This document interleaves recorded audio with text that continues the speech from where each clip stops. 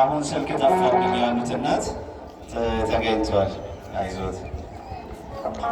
ምስጋና ለእመቤታችን ይሁን። ደስ ይላል። እንደዚህ ወንድማችን ብርሃኑ የደብራችን አገልጋይ ነው። እርሱ እጅ ስለደረሰ እንግዲህ ስልኩን ተገኝቶ መጥቷል። እናታችን ውስጥ ትንሽ ግፊያ ወስዶ ነበርና እየተጋፋ ወደቀብኝ ብለው መጥተው እየነገሩ ስልኩን ያው መጥቷል።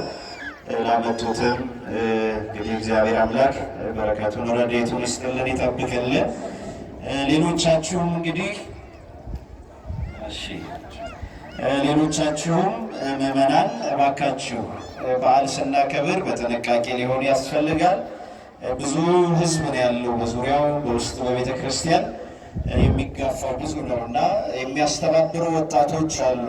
የደብራችን አገልጋይ ወጣቶች፣ የማርያም መንገድ እንዲሁም የአካባቢያችን ወጣቶች እያስተባበሩ ነው ያሉት። አስተባባሪዎች በሚነግሯቸው መሰረት በመግቢያው በኩል መግባት፣ በመውጫው በኩል ደግሞ ወደ ውጭ መሄድ ይቻላል።